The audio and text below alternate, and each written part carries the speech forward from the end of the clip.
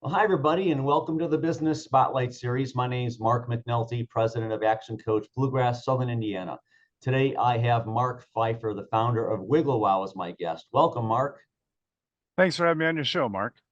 Yeah, so today we're going to be talking about Mark's business, his journey to business ownership, challenges, best practices, and share a peek into what it's really like to build and operate a business. Now, if this is your first time on the channel, be sure to like and subscribe to get notifications when we drop new conversations just like this one. So, Mark, welcome and thank you so much for being here today. Yeah, again, thanks for having me. It's been a great journey so far. Yeah, so go ahead and tell our listeners a little bit about you and WiggleWow and how this all came about.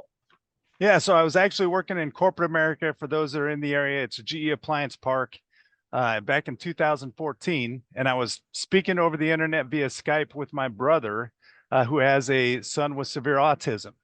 And he goes, "Hey, brother, I want you to quit corporate America and start a company that provides short and long-term opportunities for adults with special needs."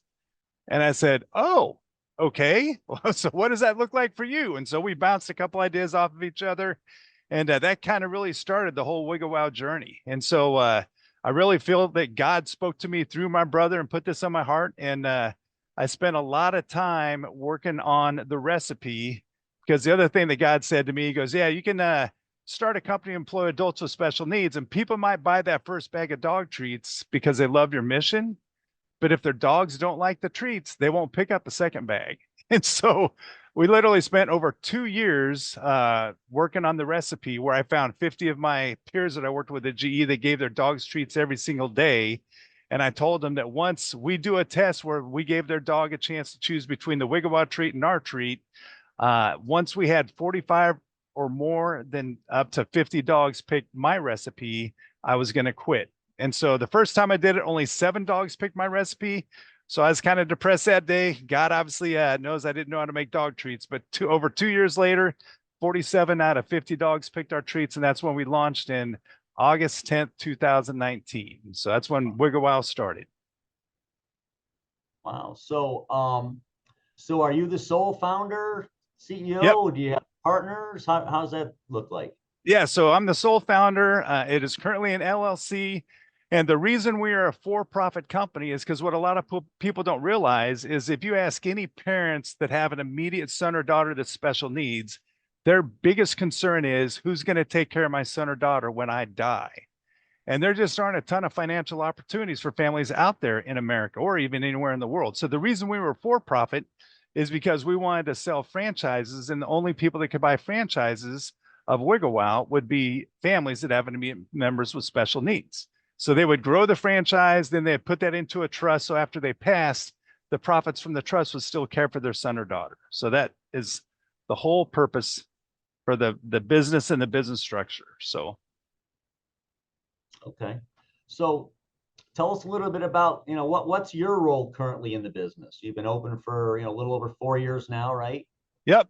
Yeah. So as you know, as an entrepreneur, you start off and you pretty much do everything, right? And but fortunately, we've grown from having one epic chef. That's the title that we give our employees with special needs.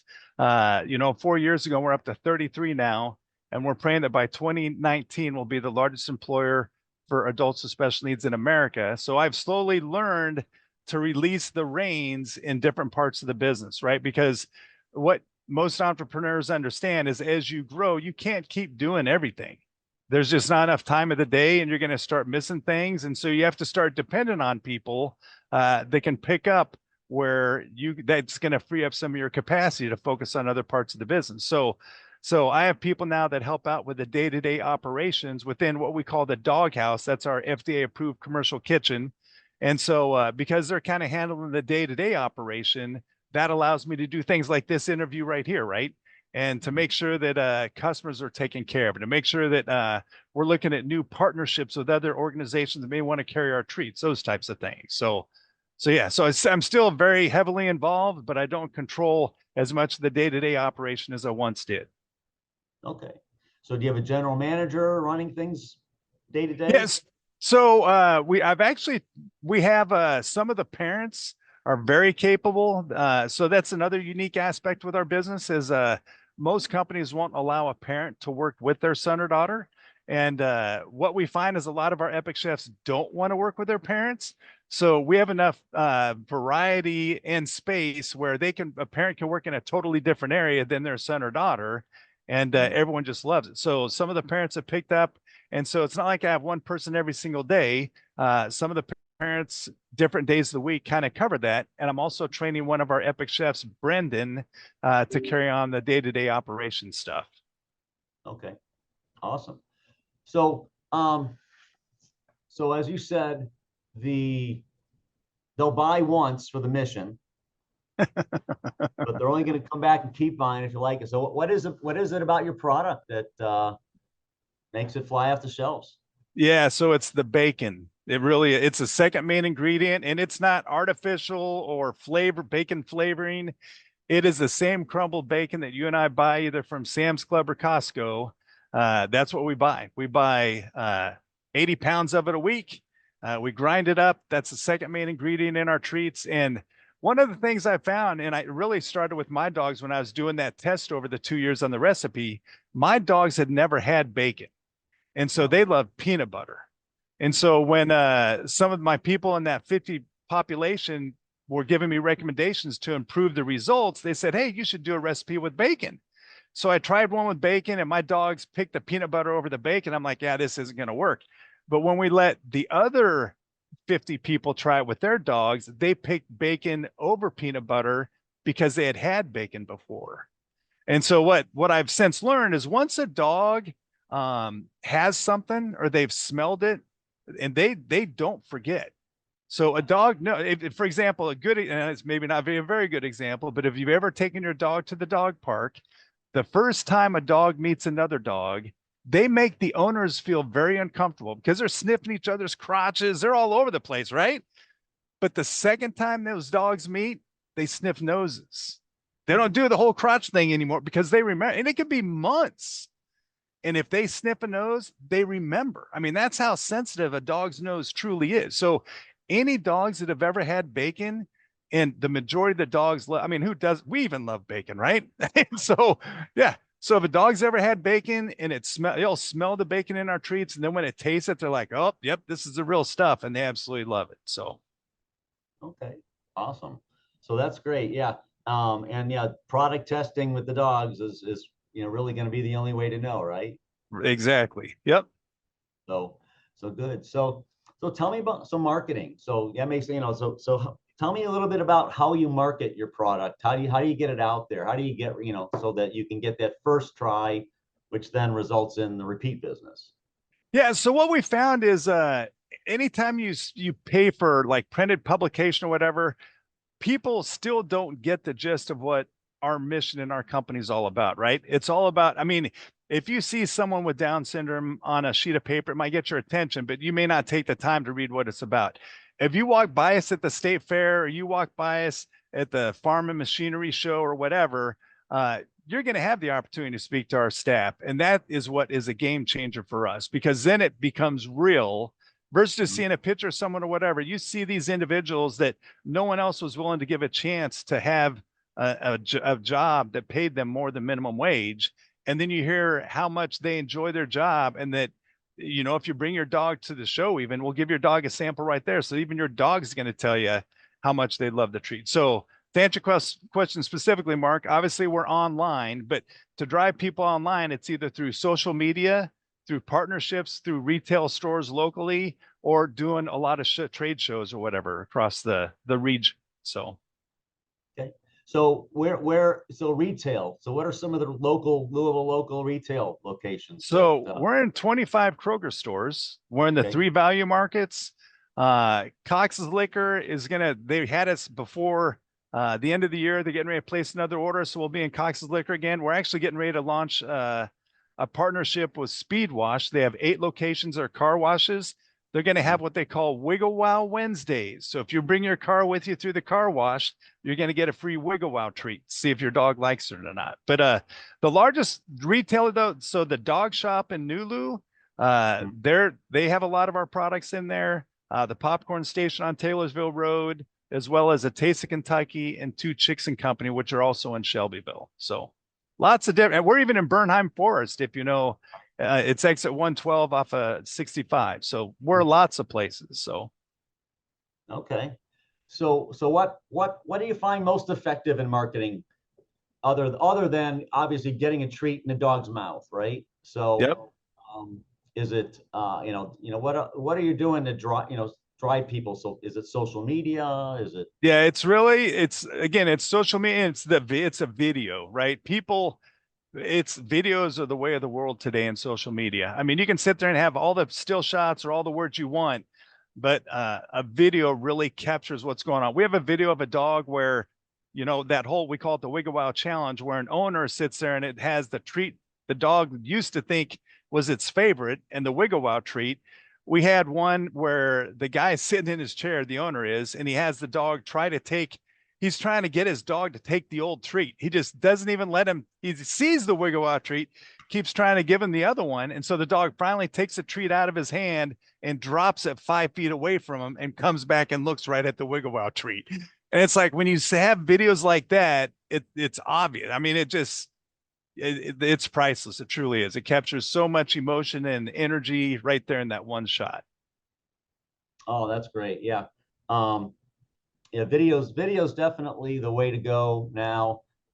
Especially with pets, right? People like, that. So that's great.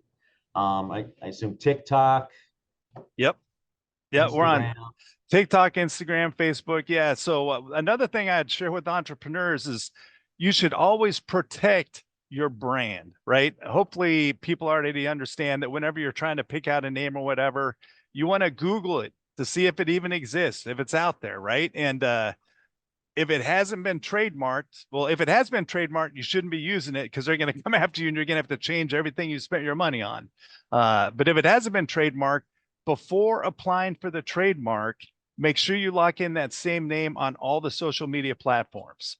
So that's why, so I thought to do that on Facebook, right? So it's just straight WiggleWow on Facebook. But if you go to Instagram or TikTok, it's _WiggleWow_, because when I applied for the trademark for WiggleWow, someone somewhere went out and immediately grabbed those names. So they want me to spend several $1,000s and buy the names from them. Yeah, I'm not going to do that. Yeah. So interesting. So good. So that's about Mark. So tell us a little bit. So what was it like going from corporate to being an entrepreneur? Oh yeah. Well, So tell us a little bit about that transition.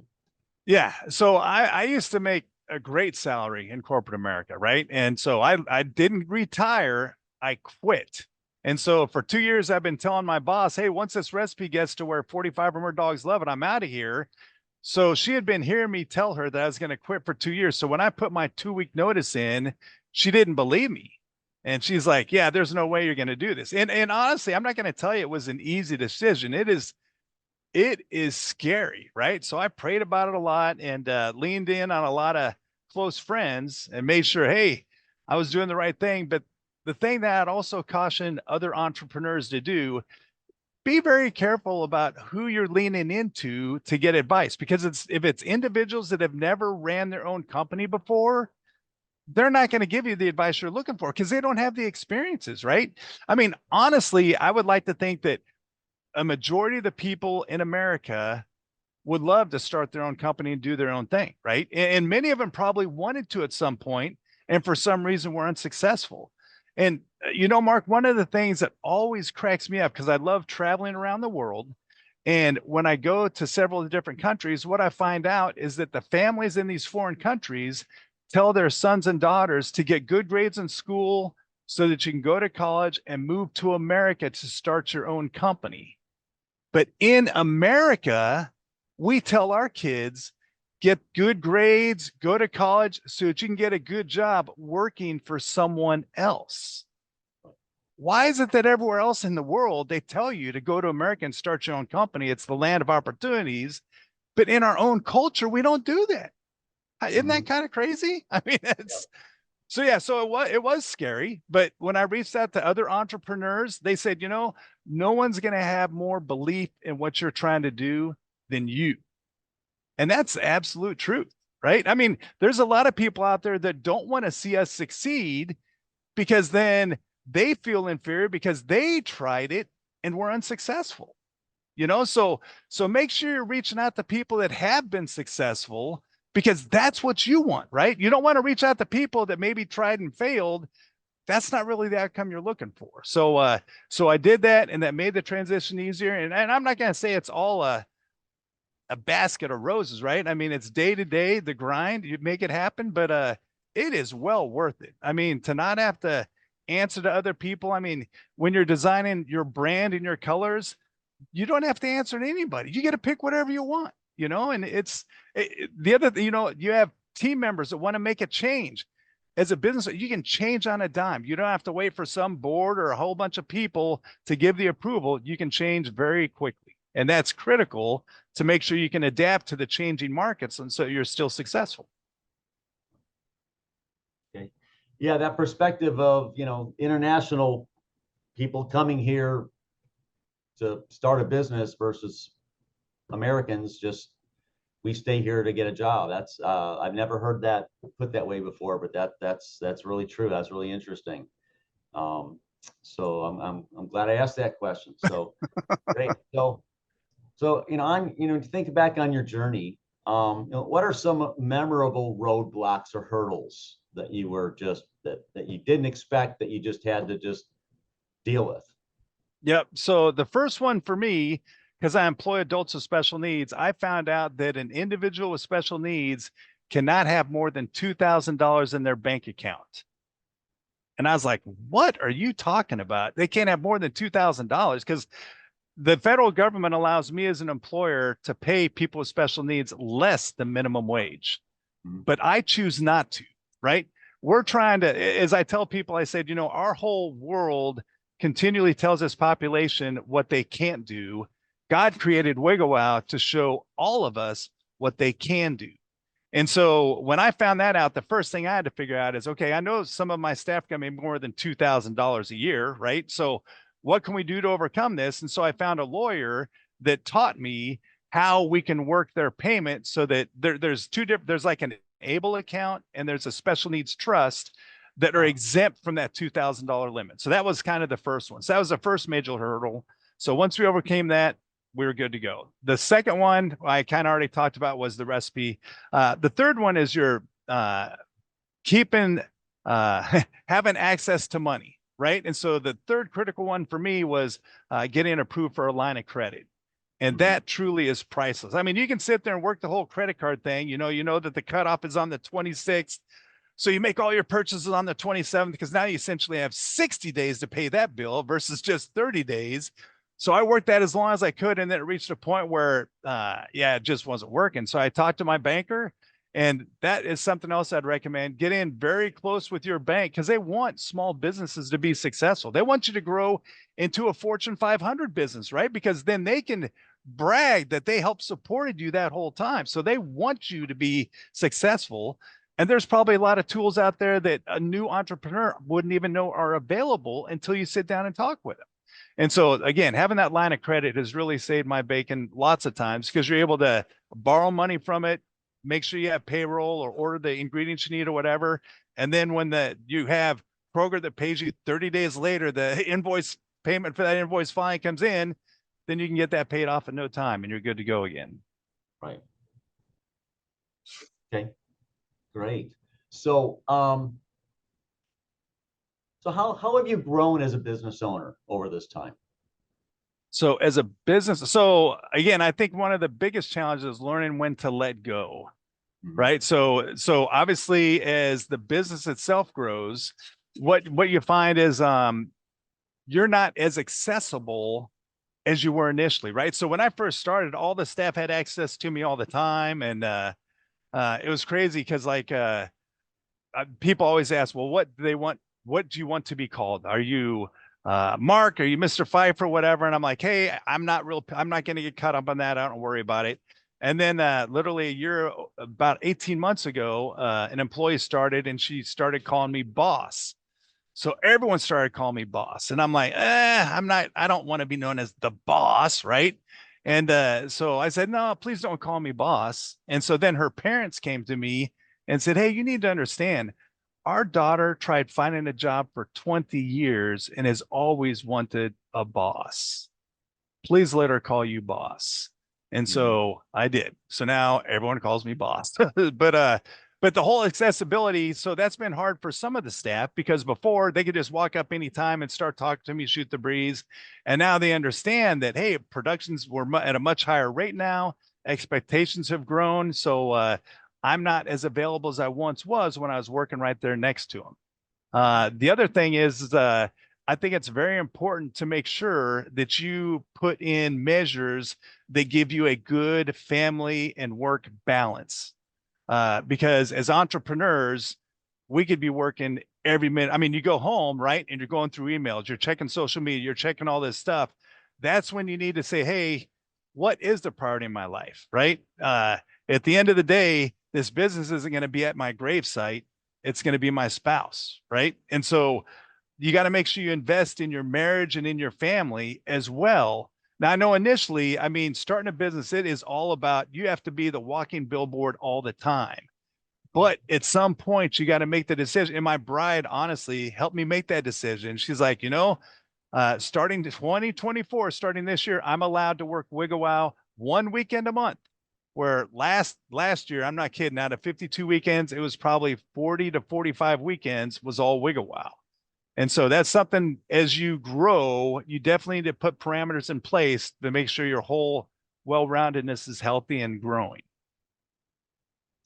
So, so as the leader of the company, of an employee base that most people don't really understand, how have you had to adapt kind of your management and leadership styles to be able to help your team thrive as well as your business thrive?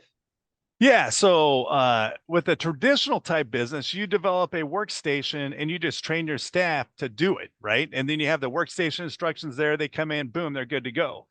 That's not my world, right? And the other thing I've quickly learned is when parents talk about their son or daughter, they'll always use a term, oh, my son or daughter's high functioning.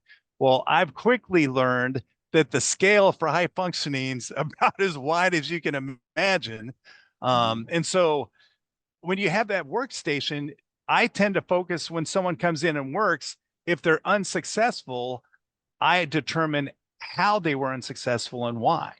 Okay, so then once I identify that, are there job aids or something else we can, maybe it's a fixture, maybe it's something that helps them position the product so that they're successfully repeating the same task over and over, right? So historically, so that's what's kind of unique about my world is everyone has different abilities. And not everyone has the same ability. And so that's the first challenge. And then the second challenge is when you do need to give feedback, it is amazing because, in corporate America, I'd like to think that most everyone can handle constructive feedback, but that's not necessarily true.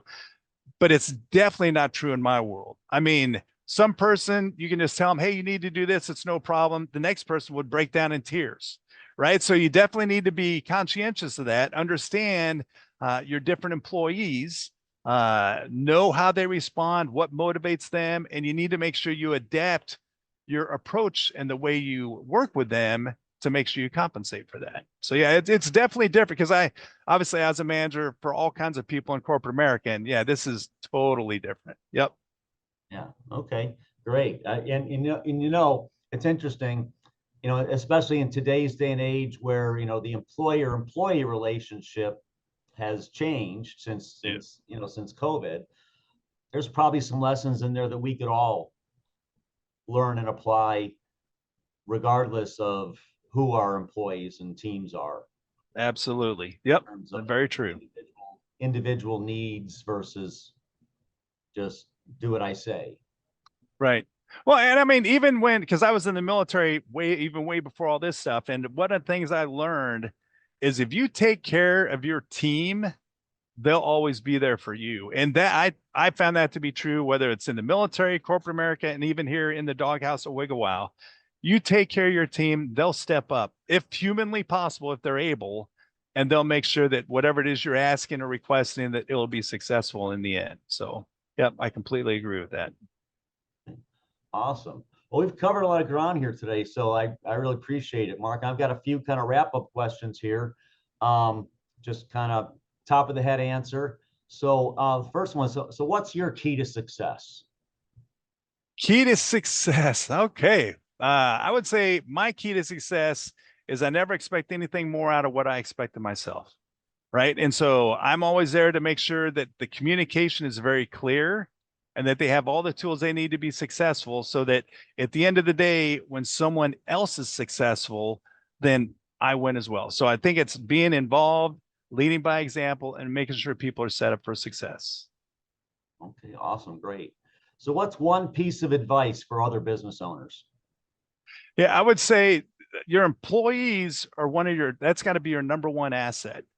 And I mean, machines are going to break and you can replace the machines, whatever, but your employees can do more harm or good based on how they feel about working with you as a company. You know, when you and I grew up, Mark, we would stay with the same company for years, right? That's Yep. not true today. People bounce around like crazy. And so you want them to stick around, show them how much you appreciate. You know, take the time to write a little sticky note, tell them that you appreciated what they did, or uh, take them out to lunch, or take time to stop by their. Oh my gosh, the founder stopped by and spent 5-10 minutes talking with me today, just shooting the breeze, find out what I did this weekend. And that, I think that'll make all the difference in the world for the operation of any company. Awesome. Okay. So what's a book you've read or listened to? A lot of people just listen to books now and no one reads them anymore. What's something you've read or listened to recently that you would recommend to other business owners or aspiring business owners? So, Who Stole My Cheese? I know it sounds kind of ridiculous and it's a very quick read, but it is amazing that little simple book can really hit the heart of different people's perspectives and attitudes on how to handle a situation. Very insightful book. Okay, awesome. So last question on this round is, so if I had a magic wand, and I don't, by the way, but if I did and I could wave it over one aspect of your business, what would you want? What would you want to immediately improve? The amount of sales. We have over 40 people with special needs on our waiting list, and that's just in the Louisville area. And so this is a shortage all across the nation. And so we're praying that by 2029, we're going to be the largest employer in America for adults with special needs. And my money tree died last year. It was growing great, but the freeze, just recently killed it. So without that, we're really dependent on sales to be able to employ more of these people. We all want a purpose. That's all we're trying to give them through WiggleWow is a purpose and to watch them grow. So through sales. Awesome. So before I get to my very last question, so people can find you on Facebook. Obviously, WiggleWow.com is the website. WiggleWow on Facebook. You said Instagram is _WiggleWow_. And what about TikTok? Same thing. _WiggleWow_. Yep. Okay. And then on your website, you got the list of locations where they can find it and they can purchase them online as well. Yep. And I'd actually recommend bringing your dog to the doghouse. We're here Monday through Thursday from 10 to 3. We'll give your dog tons of treats, but you'll actually experience firsthand what the epic chefs, our adults with special needs, are able to do making these delicious treats for your dog. Okay. That's on Waterson Trail, right? Yes, sir. 10529 Waterson Trail. Okay. Right across from the fire department. Okay. Perfect. Easy to find, good location. So, all right. So last question for you before we go is, so what inspires you the most right now? So it is watching an individual that has struggled trying to do something and then seeing them be successful at it. And with so many of my epic chefs, we have one young lady, her name's Sarah, and normally her mom helps her do everything. Last week, for the first time, she was able to grab labels and put them on a bag all by herself. And that's what gets my butt out of bed. I see how much this opportunity means to our staff. And so when I see them succeed doing things that historically they were unsuccessful to accomplish, that means the world to me. We celebrate with them. It's a big deal, something as simple as putting a label on a bag for you and I, it's like, well, what's the big deal of that? Man, that's something that they've never been able to do before. Or even like putting the gloves on their hands by themselves. It is amazing. Just the simplest things can mean the world to this population. That's what motivates me. That's awesome, Mark. I love what you're doing. I love the business and the business approach. That's awesome. Fantastic. Ladies and gentlemen, this has been Mark Pfeifer, the founder of WiggleWow. I highly suggest you go to his website, wigglewow.com, read their story, read what they're all about, and get a treat, and then plan a visit and get a treat for your dog, and see see how your dog reacts to bacon treats. So appreciate your time today, Mark. And I'm quite certain that our listeners really appreciate what you've shared, not just about your mission, but just your, how you've put it together, and your leadership style that you've adapted, and the success. We wish you the best of success. Well, thanks again, Mark, for this opportunity. I know you get to pick and choose which companies are a part of this, and I'm just so thankful and blessed that you chose us and gave us this opportunity. So thanks so much. Yeah. So, ladies and gentlemen, if I bookmark this one, come back, watch it a couple times, and don't miss other episodes. And I look forward to seeing you all again on our next show to be coming out in a couple weeks. So thank you, everybody, and have a great day. Take care.